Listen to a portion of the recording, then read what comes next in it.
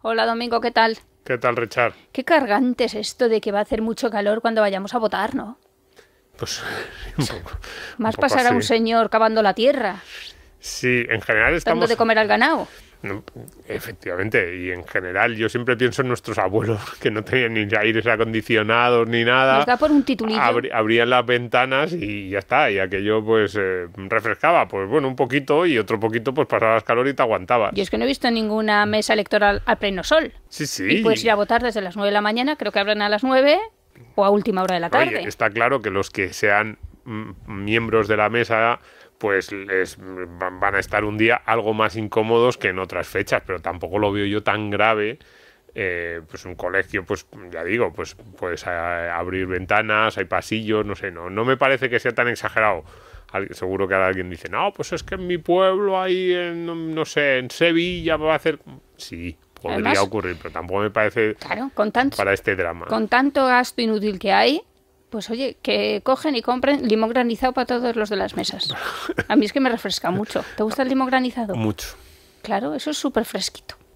¿Qué tal? ¿Cómo estáis? Bienvenidos a Economía para quedarte sin amigos. El Círculo de Empresarios ofrece un cursillo llamado Programa de Empresas y Parlamentarios, PEP. Los diputados eligen entre el amplio listado de compañías colaboradoras una para pasar 4 días y enterarse, por boca de los consejeros delegados, de que hay vida más allá de la selva que custodian 2 leones. Todos los partidos políticos han participado en estos cursillos, excepto Podemos. Una de las empresas con más peticiones es Mercadona. Antes, el Círculo de Empresarios daba un diploma al parlamentario aprendiz, al parlamentario becario. Ya no. Cuando se puso en cuestión el currículum de Pablo Casado, este tuvo la idea de presentar el diploma del PEP como aval de su formación. Un cursillo de 4 días. El Círculo de Empresarios decidió eliminar de la certificación del curso la palabra diploma. Demasiados políticos en España no tienen prácticamente ningún título académico ni credenciales laborales para justificar su estatus político. Esta historia y estas últimas palabras no son mías. Nuestro invitado ya ha empezado a hablar, a alargar. ¿Qué tal, Domingo? ¿Qué tal, Richard? Que estamos de celebración. Que tenemos patrocinador.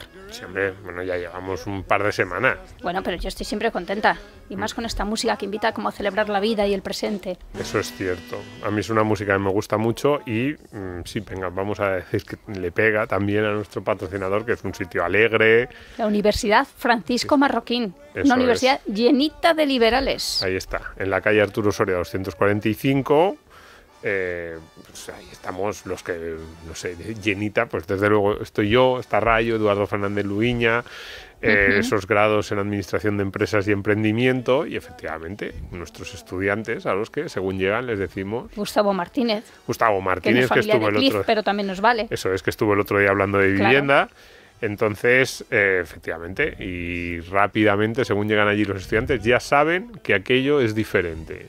Además está toda la universidad, eso es muy divertido para el que quiere ir a verla como con mensajes por las paredes y son mensajes bastante diferentes de los que se ven colgados en otras facultades. Van por ahí, van por animar a sacar lo mejor del ser humano, porque eso es lo que nos ha traído hasta aquí en estos últimos 200 años. Emprendimiento, imaginación, innovación, optimismo. Pues nada, agradecidos y emocionados por nuestro patrocinador. ¿Te gusta la música que he elegido para hoy? Pues sí, la verdad me gusta más. Rat Pack, pandilla de ratas. Sí. Esto me gusta bastante, es de las cosas que yo tengo nuevamente en mi Spotify, esa música americana de los años 40, 50, 60, 70, que luego ya se fue como perdiendo. Sabes que yo intento escuchar a mi intuición, es un ejercicio que hago todos los días y cuando después de leer el libro que vamos a presentar hoy y lo vamos a además comentar con su autor, directamente se me vino esa pandilla de ratas. Pues no lo sé, pero ahora micrófono cerrado... Te voy a decir algo, Richard, que a lo mejor no sabes, ¿Sí? Y es que el autor del libro me estaba diciendo que él tuvo un programa de radio en Stanford con música de Broadway. No me lo puedo creer. Que no creer. está muy lejos de esto. Bienvenido, John. John de Zulueta. Muchas gracias. Sí, tuve un programa en radio cada domingo, KSZU, en Stanford, con música de Broadway. Qué bueno. Pues eso. Qué bueno. Yo cuando lo has puesto pensaba que era por eso, por lo ¿Qué que va? habías traído esta música, porque me recordaba, tenía... Pero las conexiones y la magia se produce. Así es. Pues fíjate. Pues a ver, Economía para quedarte sin amigos, un libro para quedarte sin amigos. Sí, yo tengo aquí puesto, así en el inicio del guión, que, Se ha quedado a gusto el que- autor. que sí. nuestro invitado de hoy nos gana. O sea, nosotros pusimos este título de lleva Economía mucha para ventaja, quedarte sí. sin amigos, así en plan un poco rompedor, pero con el libro de hoy yo creo que nuestro invitado... John No es de Zu- novela negra, ¿no? No, y es realista, bueno, realista, está basado en hechos realísimos. Es John de Zulueta, empresario. Yo creo en España ha sido sobre todo conocido por ser consejero delegado del Grupo Sanitas casi 15 años, Ujú. presidente del Círculo de Empresarios entre 2008 y 2011, estuvo en Cadbury, en Schweppes, en PepsiCo, pero bueno, tenía ya antes, incluso toda esta carrera es muy larga, pues antes de todo eso ya tenía una carrera en Estados Unidos, en Venezuela creo, y ha escrito un libro fantástico Ujú. que se llama España fallida, cómo el fracaso de las élites nos ha convertido en un país irrelevante. Y yo desde que lo vi, como es también, ya sabes que es una de mis tesis, que España es no sé si un estado fallido, porque eso se aplica como a países en un proceso de descomposición todavía más grave, pero sí en una posición de estancamiento, de falta de impulso enorme.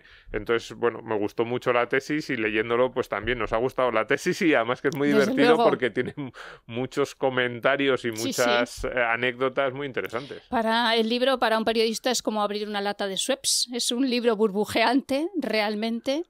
No sé, John, ¿por qué te decidiste a escribirlo? ¿Para hacer justicia con alguien, contigo mismo? Con esa Para España quedarse- fallida, para pero quedarse sin amigos para también quedarse como sin nosotros. amigos. Hablas Bueno, de una España fallida, pero buscas una España que no lo sea. Bueno, la verdad es que me contactan la esfera de los libros, me proponen un libro sobre la situación económica española. Yo les mando un guión, pensé, fíjate qué interesante empezar con la escuela de Salamanca y el origen de los economistas y todo eso. Y les mando mi borrador de cómo podía yo escribir el libro. Escribí uno hace 26 años, Buscando el Dorado, que era una serie de ensayos sobre negocios en España. Pero no tenía intención de escribir otra porque es muchísimo trabajo escribir un libro. Pero en fin, mandé mi guión y ellos dijeron, John, eso está todo muy bien, todo muy interesante, pero lo que queremos es a partir de la crisis de 2008 hasta hoy y nada más. Y entonces yo, dándole vueltas en la cabeza, digo, pues sí, es interesante y voy a decirlo como yo lo he visto desde la barrera, ¿no? Y llegas a una edad que ya no tienes jefe, yo no tengo que preocuparme de la empresa, yo puedo decir la verdad. Y la verdad es que en mis 3 años de presidente del Círculo, he sido bastante abierto y he tomado, o sea, decisiones de decir las cosas como son y como lo veo, ¿no?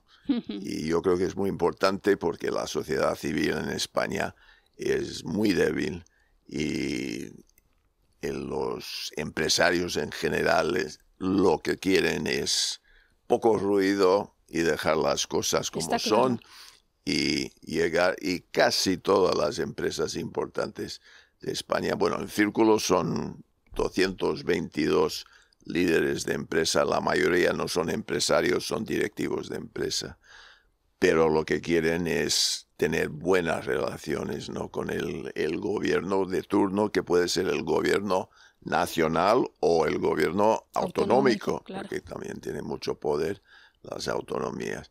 Y entonces, claro, mi estilo quizás ha sido un poco más agresivo que lo normal en el Círculo, y porque, claro, yo nazco en Cambridge, al lado de Boston, y yo soy norteamericano, y soy norteamericano ahora mismo, o sea que me he casado con una española y soy un residente comunitario gracias a mi mujer, pero yo soy norteamericano y tengo una visión, hombre, de que hay que apoyar a los empresarios y los negocios, y la riqueza del país viene por la calidad de sus instituciones, el apoyo del Estado a la libre empresa, y lo que yo, en fin, vi desde que llegué a España en el año 80 fue 30 años magníficos hasta 2008,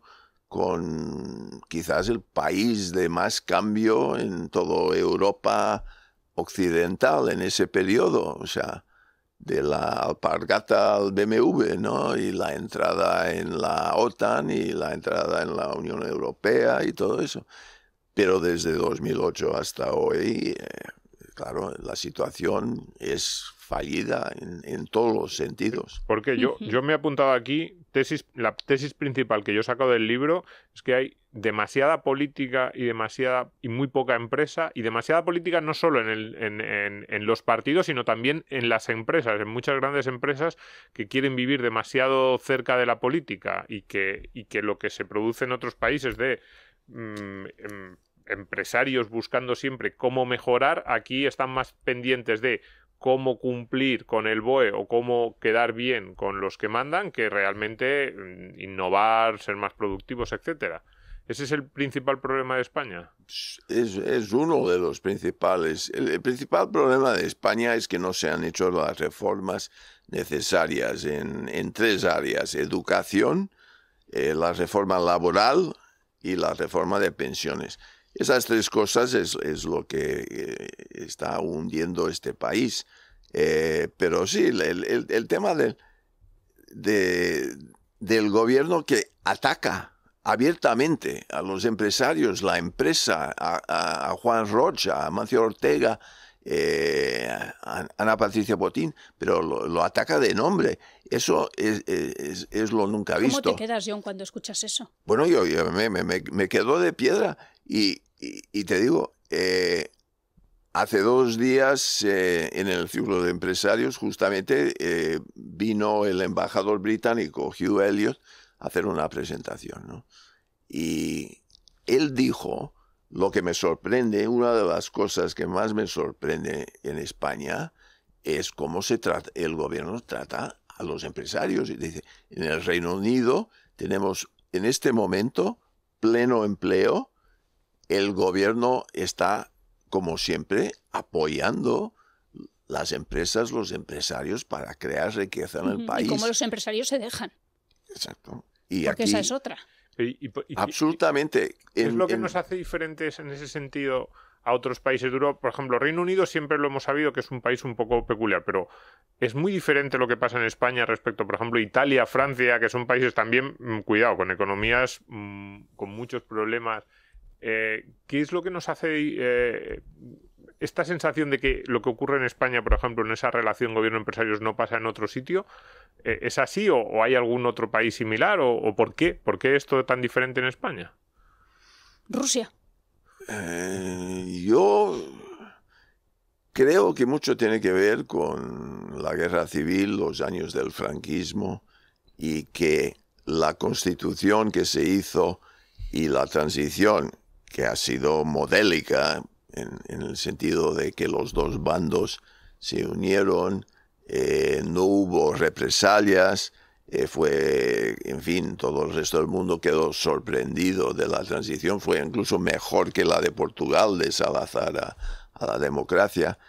Pero la Constitución, yo pongo, es que, claro, fue una tienda de campaña que se hizo donde todos tenían que meterse dentro. Y entonces la Constitución está muy poco definido. Y tú puedes interpretarlo de 1000 maneras, porque claro, tenía que firmarlo los comunistas y tenía que firmarlo la derecha de Fraga, ¿no? O sea, que tenía un campo enorme ahí. Y yo creo que nace ahí una serie de problemas. Primero, las listas cerradas, yo creo que es fatal porque nadie sabe quién le representa en el Congreso de Diputados. Mientras que en otros países, bueno, en Reino Unido tienes el Member of Parliament de tu zona y el fin de semana tú puedes ir a su oficina, pegarle a la puerta y decir tus problemas. Aquí yo no tengo ni idea quién me representa en el Congreso de Diputados, ¿no? Tengo una lista y yo tengo que, por el capo del partido, hace su lista y yo tengo que firmar y punto. Y eso daña. Pero yo siempre hablo, y lo pongo en el libro, cosas que me chocan en la Constitución. El artículo 130.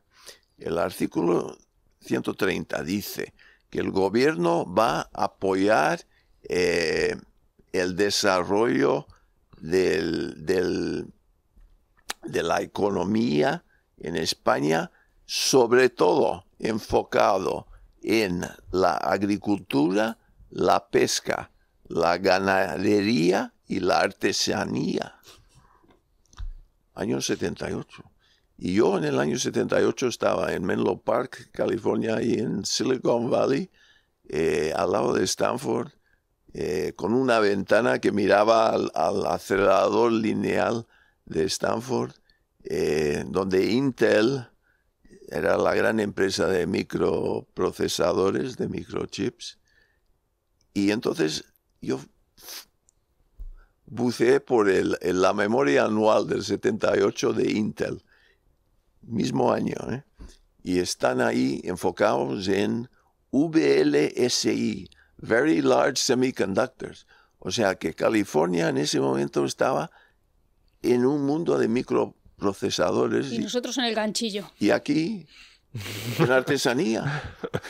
Así es. Y así es. Y esa diferencia existe todavía hoy. O sea que España, en todo el tema tecnológico, está muy atrasado. Y fíjate que ahora mismo, el programa Eurochip, hay 43.000 millones de dinero europeo para hacer microprocesadores en Europa, igual que hay un proyecto en Estados Unidos, porque todo el mundo no quiere depender de Asia, ¿no? Eso es el tema. Y de momento todo viene de Taiwan Semiconductor, de Samsung de Corea, y entonces todo el mundo lo quiere en casa. Claro, pero en España no se va a implantar una empresa de ese tipo, no sé por qué.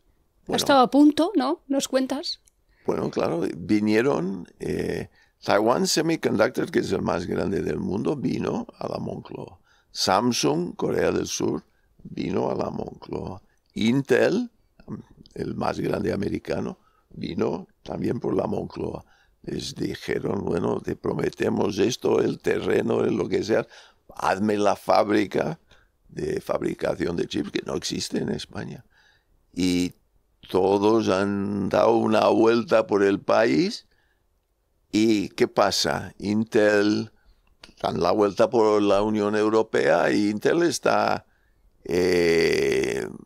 a punto de entrar en Holanda. Taiwan Semiconductors está a punto de firmar Dresden en Alemania. Samsung creo que irá a Francia. Y cada uno dice... Es que no hay ecosistema de apoyo de las pequeñas empresas que necesito para la producción de mis microprocesadores. No hay ese entorno, ese ecosistema en España. Entonces quedaremos con algo porque, claro, somos un país importante en la lista de la Unión Europea en cuanto a tamaño de economía. Entonces nos darán un centro de investigación y desarrollo, pero yo no creo que va a venir una fábrica. Y la fabricación del chip realmente es donde están los puestos de trabajo y la gran inversión. El libro está lleno de anécdotas y detalles que se hacen categoría, como el detalle o la anécdota del frac. Sí. Cuéntanosla, John.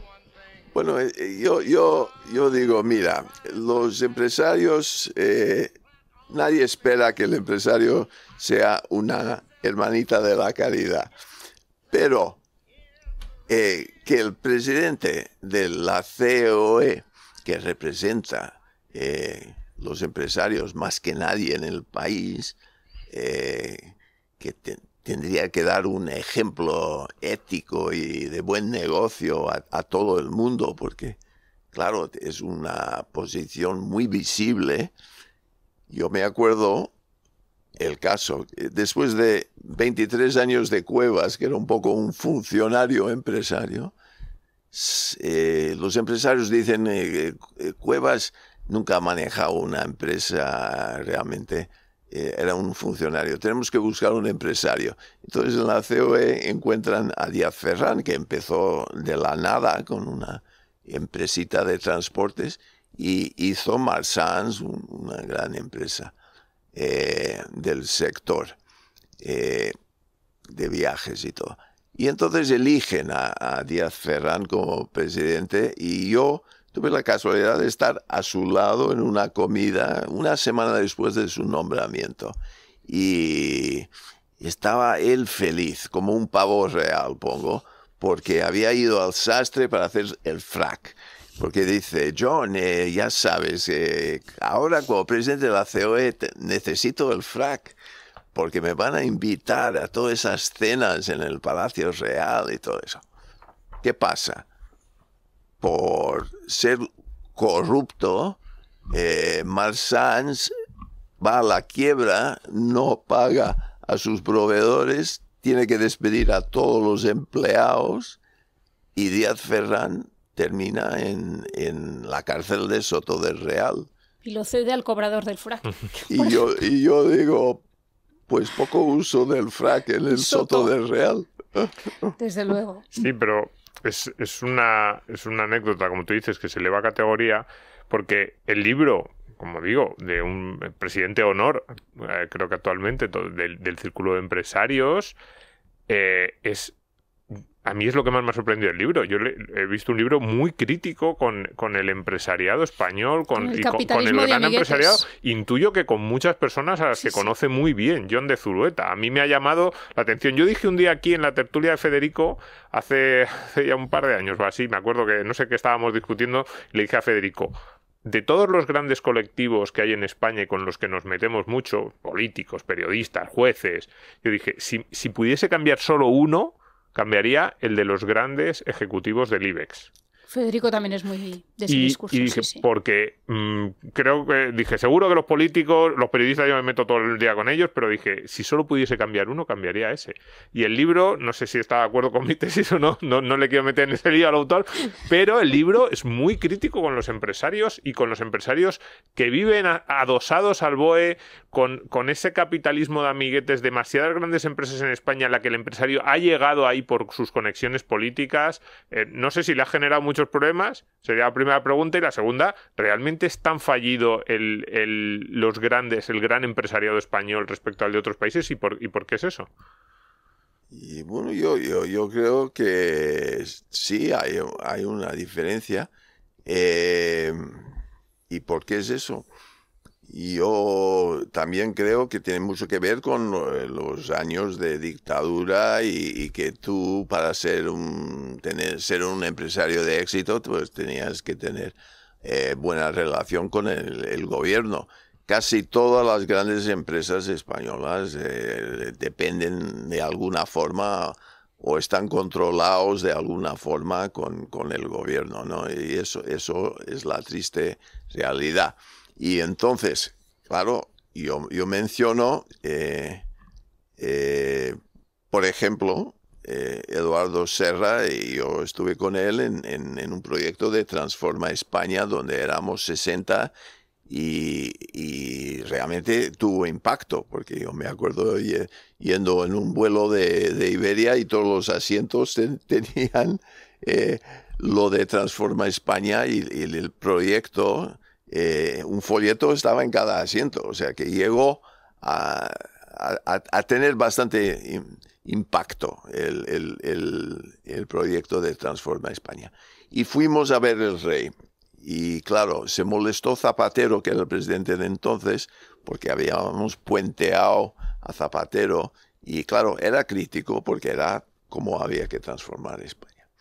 Y entonces Zapatero forma la CEC, que son 16 grandes empresarios. Y empieza muy bien, porque claro, el BBVA, Repsol, todos esos grandes empresas tienen centros de estudios magníficos y entonces ellos sacan primero, o sea, en sus primeros meses, un estudio de las reformas necesarias, cómo mejorar el país. Estaba muy bien hecho. El diagnóstico era bueno. El diagnóstico era bueno. Pero ¿qué pasa después? Que César Alierta quiere acercarse a Peña Nieto en México para sus negocios y entonces quiere formar un centro iberoamericano con el gobierno español. ¿Y qué pasa? Emilio Botín tiene el lío de Alfredo Sáenz que le quieren meter en la cárcel y entonces quiere un indulto de Zapatero y hay la famosa comida de los dos en mangas de camisa y en Boadilla, donde sí que hemos ganado, que quitó durante una época el impuesto de patrimonio gracias a esa comida. Pero claro, cada uno de estos empezaban a buscar los favores, el intercambio de favores de siempre. Y una de las personas que está en este libro que me llamó cuando leyó el libro fue Rafael del Pino. Y Rafael del Pino... Otro de los señalados. Uno de los señalados, pero uno de los señalados que realmente ha hecho algo, yo creo que muy beneficioso, porque trasladó su empresa a otro país. Y él me dijo, mira, hay muchos que hablan contra el gobierno, muchos que dicen muchas cosas, pero no se mueve la empresa. Y él tiene el mérito de haber hecho esto. Y yo creo que hay un antes y después, y va a haber un antes y después en España, en el mundo de los negocios, el mundo de la empresa grande, después del traslado de Ferrovial, que el gobierno luego empezó a inventar. La ministra de Hacienda, Montero, dice... vamos a hacer un impuesto especial sobre los beneficios latentes de Ferrovial. Yo digo, ¿qué es un beneficio latente? Pero ellos, todos ahí, en vez de decir, muy bien, se ha ido uno, pues entendemos perfectamente. Me dice Rafael, yo solo tengo 5% de los activos de la empresa en España. Yo gano más dinero en Estados Unidos que cualquier otro sitio. Yo voy a Holanda no por ahorros fiscales. Yo voy ahí porque puedo cotizar en Ámsterdam, en Euronext, y tengo el vínculo directo con la bolsa de Nueva York. Bueno, las acciones si tú miras el último mes, las acciones de Ferrovial han subido como la espuma.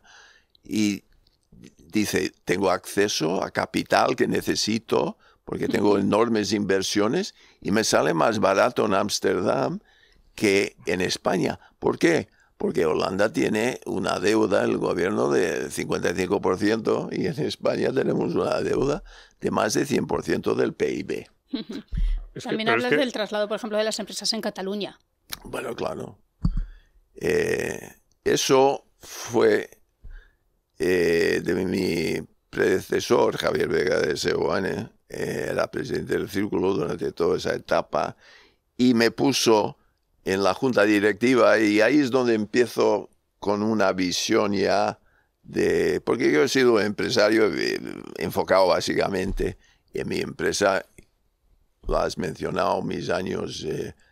16 años en Sanitas. Sector sanidad, sabía mucho, pero no tenía la vista panorámica, ¿no? Que tuve en el Círculo. Me dio todo eso. Y vi que cuando llegó Manuel Valls, que fue... El Círculo estaba metido detrás de la idea de traer a Valls y que fuese alcalde de Barcelona y separar Barcelona, Tarragona y Lérida del interior de Cataluña, entonces dividir Cataluña en dos, era un poco el plan. Pero claro, Valls en paracaídas de Francia no tuvo éxito. Pero su visión, cuando estuve con él, me enseñó cosas que he puesto en este libro, porque él me dijo, Cataluña ha fallado porque la burguesía y los empresarios nunca atacaron a Pujol Así es. a tiempo. Y es verdad, yo llego a Barcelona en el año 80, el mismo año que empieza Pujol, y Pujol aguanta 23 años y nadie dice nada contra Pujol. O sea, todos van con Sí, hay un paralelismo pujolismo. entre eso y lo que sucede ahora, Ya. evidentemente. Exacto, exacto. Entonces yo digo, esto, lo que me dice Manuel Valls, es lo que está pasando a nivel nacional. Aquí estamos con unos gobiernos y no es cuestión de socialista o Partido Popular, porque desde 2008 hemos tenido la mala fortuna de dos gobiernos socialistas, Zapatero y Sánchez, y claro, el peor ha sido Sánchez, eso está claro. Socialcomunista. Pero no hemos tenido gran cosa con Rajoy tampoco, que entró prometiendo bajar impuestos y lo primero que hizo Cristóbal Montoro es subir impuestos. Y la cosa más ridícula, y eso también Rafael del Pino está de acuerdo conmigo, fue la ley del impuesto del 720, que tenías que declarar todos tus bienes fuera de España. Bueno, eso está muy bien, hacer una ley para declarar los bienes fuera de España. Eso yo como norteamericano tengo bienes en Estados Unidos. Y claro, tenías que tener mucho cuidado, declarar todo lo que tenías, porque la multa era 150% de lo que podían encontrar si no lo habías declarado. Y que ya es un impuesto altísimo. Y luego, la segunda parte es que no prescribía nunca. O sea, tú el impuesto de la renta prescribe en 4 años. Si te encuentran algo que ha pasado hace 10 años, ya está prescrito. Pero en este caso no prescribía nunca. Y solo había 2 leyes en España que no se prescribían nunca. El de terrorismo y la ley 720 de Cristóbal Montoro. Y menos mal que el Tribunal de Justicia de la Unión Europea lo ha tirado todo eso abajo. Y han devuelto las multas. Sí, a eso le tenemos que dedicar un programa. Uno de los abogados que lo llevó, Alejandro del Campo, yo tengo muy buena relación con él, lo explica mucho. Y este tema, o sea, esa pretensión del Ministerio de Hacienda de fijar una ley completamente absurda en sus multas, en sus penalizaciones, y eso también forma parte de la excepcionalidad de España que explica este libro, y de por qué en España pues nos cuesta tanto traer inversiones, nos cuesta tanto que vengan empresarios con ideas. Es quizás un ejemplo, a mí me parece de los más llamativos, porque además es verdad que el público normal no está muy al tanto de esto del 720, es como le suena, pero que el Tribunal de la Unión Europea y las instituciones europeas lo han criticado mucho, pero que el Tribunal Europeo, y digo que el Tribunal Europeo y las instituciones europeas porque no son especialmente, no son organismos, no sé cómo decirlo, ultraliberales. De hecho, su posición normalmente es de persecución del fraude fiscal, de caza o de búsqueda de aquel que esté pudiendo hacer cualquier tipo de componenda para ahorrarse impuestos, pues incluso con ese punto de partida le han dicho al gobierno español, le han dicho al Estado español, esto que habéis aprobado, este modelo 720 es una auténtica locura, va contra el derecho comunitario, se salta principios de seguridad jurídica, las penas son desproporcionadas. O sea, que para que te eche la bronca en materia de persecución del fraude fiscal las instituciones comunitarias, es que te tienes que haber ido muy lejos. O sea, la locura tiene que haber sido muy importante. Pues hasta eso nos han llamado la atención. Este libro es una especie, decía yo, de novela negra porque está lleno de cuerpos del delito. Uno de ellos es, por ejemplo, las renovables. Claro, las renovables. Y lo que ha pasado con la legislación española. Pero fíjate. Y los despachos de abogados. Hay una frase en el libro, porque todo esto que estamos diciendo no es solo importante, no sé, desde el punto de vista institucional, político, o a veces nos quedamos, parece como en la parte de arriba, en la espuma, ¿no? Sí, es que estos son todos unos ladrones. No. Esto tiene importancia en el desarrollo económico. El libro dice, hay una ausencia total de grandes compañías tecnológicas y de empresas de crecimiento rápido que puedan mover la aguja del IBEX hacia arriba. Ese IBEX dominado por las empresas, yo decía antes, muy cercanas al BOE, la banca, las eléctricas y las grandes empresas que vemos en otros países que van cubriendo los sitios que tradicionalmente tenían estas empresas, en España ni están ni se las esperan. John pide un Elon Musk ahora. Claro, es que fíjate, en productividad seguimos en niveles de hace 20 años y lo cuenta John, solo conseguimos mejoras vía destrucción de empleo. Y el caso de las renovables se planteó en España a mediados de los años 2000 como el sector en el que España podía llegar a ser puntero, y así es como lo vendieron los dos gobiernos. Y por eso es tan interesante, a mí me gustaría que nos lo contase, cómo esa idea de, venga, pues España vamos a intentar ser punteros en tecnología renovable, cómo ha sido casi lo contrario, cómo, no digo que sea nuestra ruina, pero nos está costando muchísimo dinero, y no solo no ha supuesto la creación de esas grandes compañías de tecnología de punta, sino que ha supuesto el descrédito de España frente a muchos inversores internacionales. Sí, bueno, en el tema de seguridad jurídica, España falla totalmente. Da terror. Da terror, exacto. Un suspenso claro. Pero toda la política energética ha salido fatal.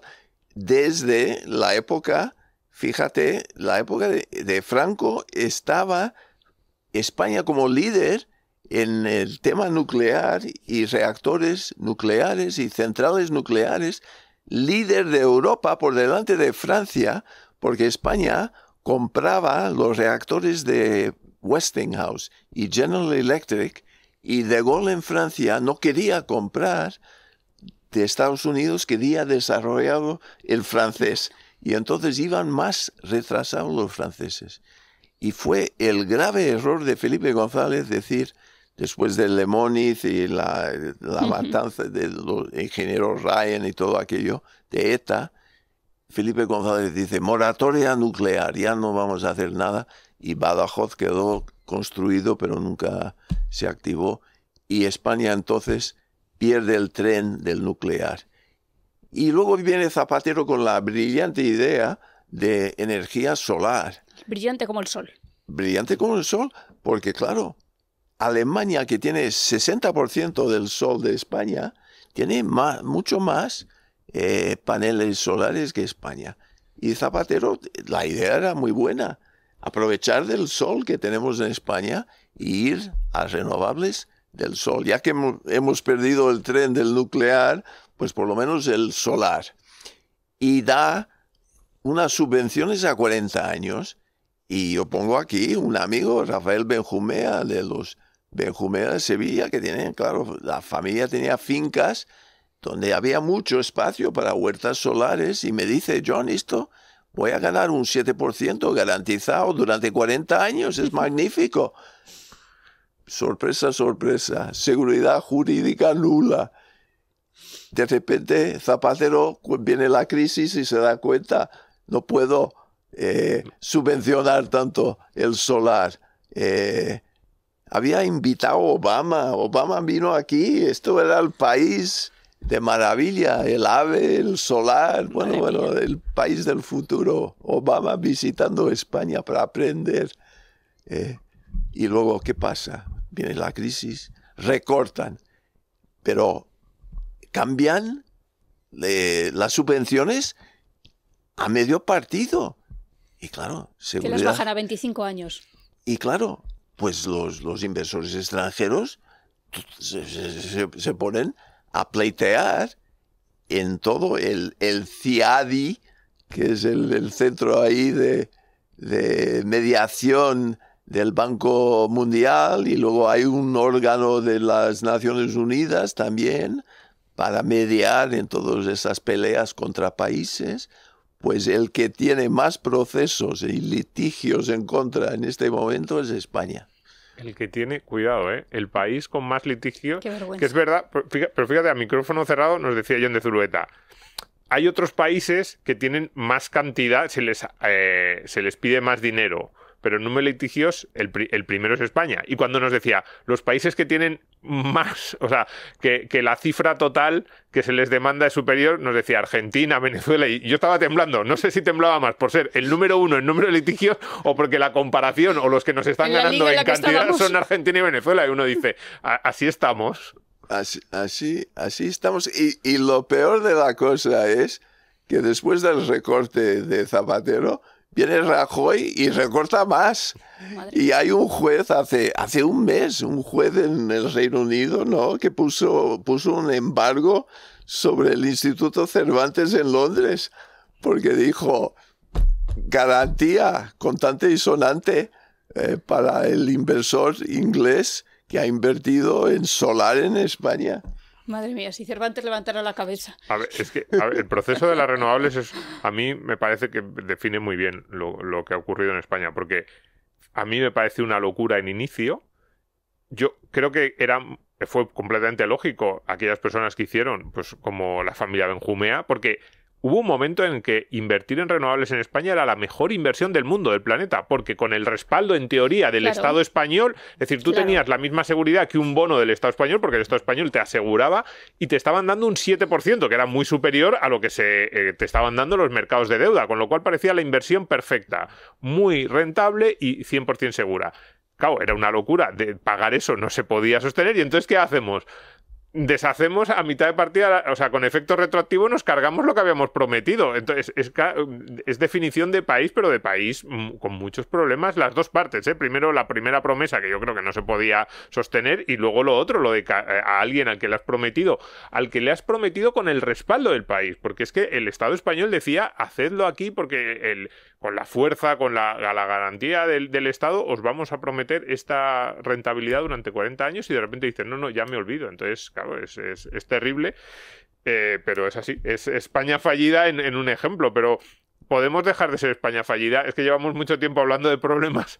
¿Cuáles serían las soluciones de Jon de Zulueta para intentar salir de esta situación? Pues las tres reformas. Bueno, empiezo con quizás la que preocupa muchísimo a la Unión Europea, que es la reforma de pensiones. O sea, es imposible con los temas demográficos que estamos haciendo todos mayores, con la natalidad de 1,2 niños por mujer en España. Es imposible ver que el sistema piramidal, que cambia totalmente y se financia con el trabajador joven, va a mantener las pensiones del trabajador que se jubila. Es imposible, no sale los números, es imposible hacerlo. Y entonces, ¿qué han hecho? Pues Escrivá, que fue un buen director de la AIREF, y siempre me había impresionado Escrivá, porque él encontró... Domingo también. Él encontró 14.000 millones. Cuando vino al Círculo de Empresarios a hacer su presentación, yo le entrevisté y me dijo, hay 14.000 millones que estamos gastando este gobierno para nada en formación de parados en el INEM, y ninguno de esos parados está encontrando trabajo. O sea, que estamos tirando 14.000 millones. Y yo digo, este hombre sí que es magnífico, pero entra como ministro y no sé. Le abducen. No ha vuelto a hablar de ese tema. A mí también, yo recuerdo aquí. Ha cambiado totalmente el discurso y ahora nos vende un parche que va a durar 5 años en las pensiones, y vamos a tener que volver a rehacer. Pero las pensiones españolas son muy altas en relación al último salario y el salario promedio comparado con el resto de Europa. El complemento de las empresas es mínima, y el complemento de la pensión individual van recortándolo, y entonces, claro, en 5 años se va a hacer otra vez el tema de la reforma de las pensiones. Esa es una. Luego hay la reforma laboral, y yo pongo el ejemplo aquí que me chocó como norteamericano, manejando Sanitas, que yo tengo que pagar 3 personas del sindicato, darles un despacho en la oficina, no puedo despedirles bajo ningún concepto, porque son liberados sindicales. Que no liberales. ¿Y para qué yo tengo que pagar sindicalistas en mi empresa para que organicen ahí un ruido que quieren menos horas de trabajo y no sé qué, no sé cuántos, y darles un despacho. ¿Y por qué los sindicatos no pueden vivir las cuotas de sus sindicalistas? ¿Y por qué el gobierno tiene que subsidiar los sindicatos?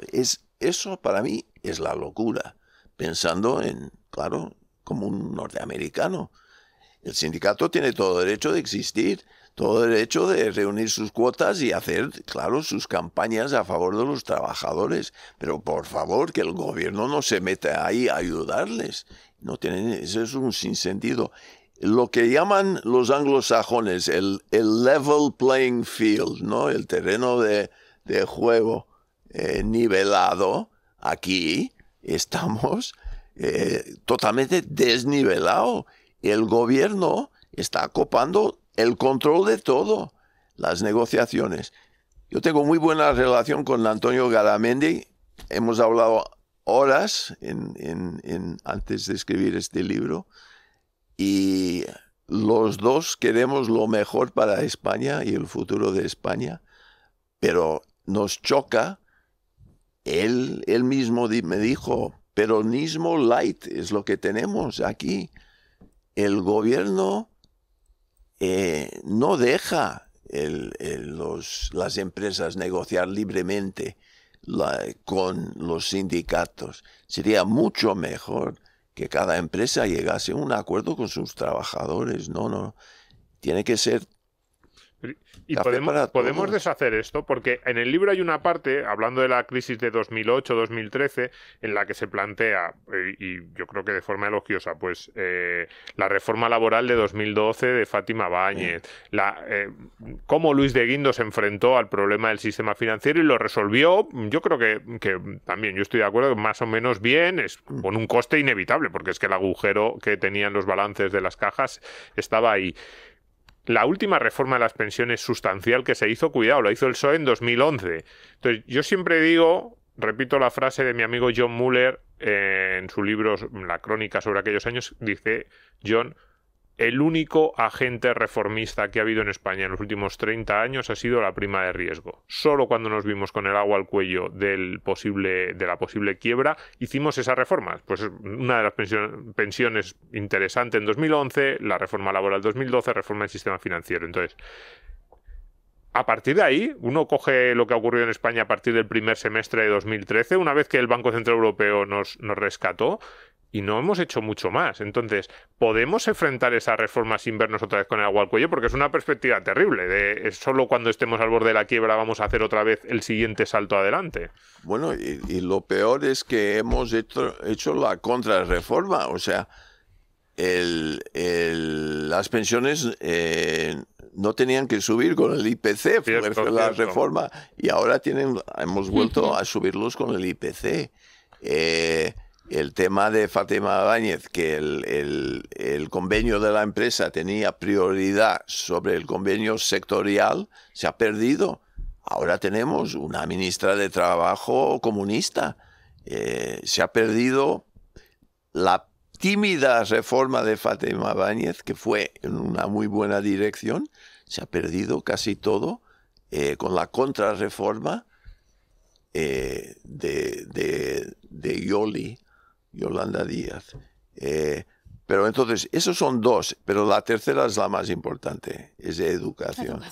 Educación es la parte fundamental aquí para cambiar España, para tener una España futura que no sea fallida, que sea europea y plenamente europea, y que España no tenga que sobrevivir gracias, como dice García Margallo, que vivimos gracias a la solidaridad de la Unión Europea, que podemos ser una potencia y no irrelevante en una Europa que cada día es más irrelevante porque Asia y Estados Unidos están dominando el globo, ¿no? Y el centro del mundo está, como decía Josep Piqué en el estrecho de Malaca. Eso es el nuevo centro del mundo. Y estamos en una Europa menos relevante y España más irrelevante, es educación. Cada gobierno no puede ir cambiando el sistema educativo. La ideología. Y tenemos que educar y formar la gente joven para un mundo digital, un mundo tecnológico. Y la formación profesional. Y la formación profesional, que en España solo 28% de los jóvenes hacen formación profesional, cuando en Alemania es más de la mitad. Tienen institutos tecnológicos con un prestigio igual que las universidades. Y aquí los padres dicen, no, mi hijo no va a hacer formación profesional, eso es para los tontos. Tiene que ir a la universidad. Y va a la universidad y aprende cosas que luego no hay salida en el mercado.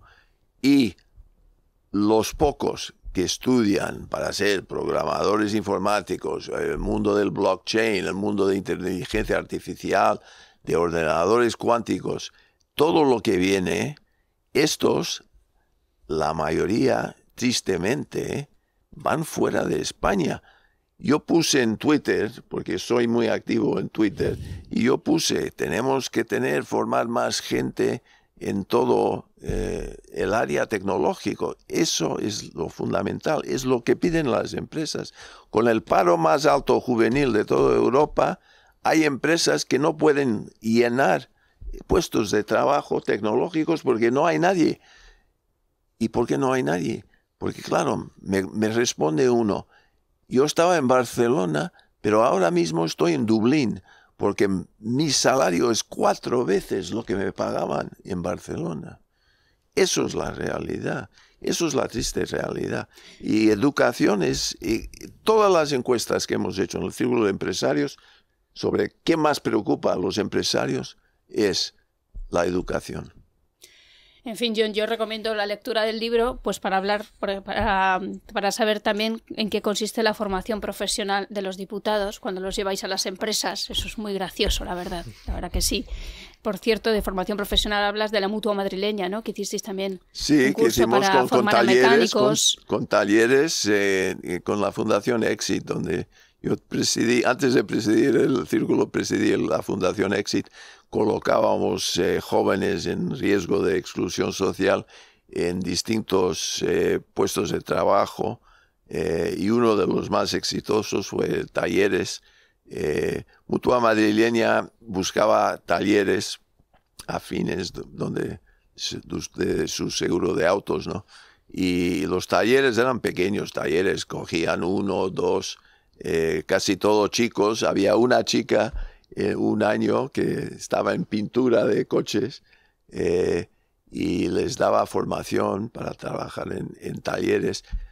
Eso bueno, beneficia muchísimo, pero solo 28% cuando en la OCDE, que es mucho más grande que la Unión Europea, muchos más países, yo no sé cuántos países hay en la OCDE, pero a lo mejor más de 50. La OCDE tiene 32% en formación profesional. Estamos por debajo del nivel medio de la OCDE en eso. Sobre todo países muy ricos. O sea, a mí este es un tema que me interesa mucho. Austria, Suiza, Alemania. Uno ve esos países, los países con más industria, en muchos casos con más desarrollo tecnológico, y los porcentajes que tienen de formación profesional, como decía John, por encima del 50%. Suiza, cuidado, país más rico de Europa, y van todos los chavales a formación profesional. A ver si es que nos estamos equivocando. Claro, formar una formación profesional de un nivel y centrado en unos sectores que aquí es que parece que la formación profesional tiene que ser de bajo nivel. No, allí es excelente, esos institutos tecnológicos, muy, muy importante.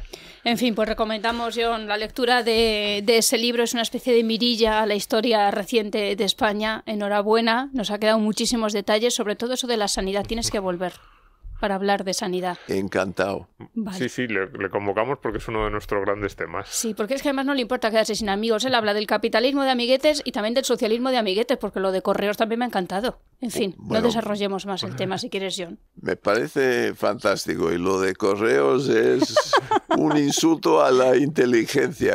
Bueno. En fin, enhorabuena. En fin. Muchas gracias. Muchas gracias. Nos vamos. Pues un placer esta charla con John de Zulueta. Efectivamente. Se nos ha quedado lo del amigo de Sánchez colocado en Correos. Sí, pero a ver. Que en el día de hoy, ¿cómo puede ser deficitario Correos? Sí, y a mí me gusta mucho lo que nos ha contado Zulueta. Me ha gustado por esa mirada que es una mezcla de muchísimo cariño hacia España, muchísimo cariño hacia nuestro país, hacia todo lo que hemos conseguido también, porque yo creo que hay un reconocimiento también en el libro a lo que ha hecho España en estos últimos 70 años, pero le pasa como a nosotros. Es que los últimos 20-25 años de la economía española nos estamos boicoteando. Claro, no son para celebrar nada. Estamos estancados. Hay que reconocer que tenemos que cambiar la dinámica, porque si no, rápidamente entras... De hecho, rápidamente, ya es que ya llevamos 20 años, pero digamos que luego es muy difícil salir de esas dinámicas de estancamiento, de esa sensación de país un poco que no va a ninguna parte. Contra la leyenda negra, en definitiva, porque parece que España es que está abocada a esto, y no. No está abocada a eso, pero luego, por ejemplo, los italianos, de repente es como que hemos hablado mucho también es casi el ejemplo típico, ¿no? Y cuando decimos, es que el problema es que llega un momento en el que te acostumbras a que el país no va ni bien ni mal, no acaba de caer, pero tampoco, sí, un poco bueno. Es verdad, a vivir ahí en una especie de zombismo, podemos decir. Eso es, entonces hay que removerse un poco, aunque te moleste, hay que a veces ver la realidad. Y por ahí va el libro de Jon de Zulueta, y yo creo que también un poco el espíritu de este podcast un poco también, cuando hablamos de temas de macro, de la situación económica general de España, hay que reconocerlo. Hemos hecho tantas cosas bien en los últimos 70, 80 años que no puede ser que este estancamiento de los 20 de los últimos 20 lo demos como ya, no sé cómo decirlo, como que no se puede hacer otra cosa, como que es más o menos lo que nos toca. No nos toca eso. Miremos Irlanda, que también lo hemos citado. Podemos ser un país dinámico, emprendedor, atrevido, osado, que no tiene miedo a las innovaciones. Eliminemos el miedo, porque lo que ha caracterizado a España en los últimos 20 años desde el punto de vista económico, y nos lo han instilado desde la política, es el miedo. Es la sensación de que no se mueva nada. Y la dependencia, que parece que no hay otra forma de estar. Eso es, y dependencia de otros, y esa sensación de que los políticos tienen que controlar cuanta más aspectos de nuestras vidas, mejor, también la parte económica. Pues no. Pues no. Y vamos a acabar celebrando de nuevo a nuestro patrocinador, la Universidad Francisco Marroquín, donde me han dicho que da clase un tal Domingo Soriano. Eso es, vamos a... Yo me voy a colar un día en tu clase, lo sabes, ¿no? Bueno. Y te voy a hacer preguntas súper complicadas. Pues mira, eso está muy bien, está muy bien. Yo animo siempre a mis alumnos a que nos pongan en problemas. Vamos a citar un poco una mención más clásica, comercial, ¿no? Sí. Grados en Administración de Empresas y Emprendimiento, Minos en Finanzas, Marketing y Emprendimiento, Máster en Management y Máster en Finanzas, que cuentan los dos con la doble titulación con la Universidad de Tulane, norteamericana, Máster en Economía Medioambiental y... que quiera cursar cualquiera de estos estudios, pues tiene el teléfono 910 66 81 53, 910 66 81 53, o el correo electrónico admisionesmadrid@ufm.edu. Ahí uno pone en Google Universidad Francisco Marroquín de Madrid y le van a salir todos estos datos para que les escriba. Y bueno, cuidado, y el curso de bolsa de un mes que nos contaba el otro día Gustavo Martínez, creo que estamos ahora, sí que en los últimos días, así que si alguien quiere un curso de bolsa y mercados financieros, también lo tiene ahí. Y mira, con Zulueta hemos hablado de educación, y esta es la educación a cargo de liberales españoles. Pues un poco sí, sí. Esa es otra forma de enseñar. A ver, y otros conceptos que transmitir. Como diría el profesor Bastos, está todo por hacer. Es que ese proyecto tan bonito que fundaron quizás en un sitio tan improbable como Centroamérica hace 50 años, más de 50 años ya, la Universidad Francisco Marroquín, los buenos resultados que ha dado, y ahora pues estamos tratando ya desde hace unos años de traer muchas de esas cosas buenas que hayan ido desarrollando en este medio siglo aquí a España. Pues lo dicho, que muchas gracias a la Marroquín, muchas gracias a todos los oyentes de Economía para quedarte sin amigos, y que volvemos más o menos en una semana, que estamos en todas las plataformas de podcast, que leemos vuestros comentarios. Un abrazo enorme, a repartir.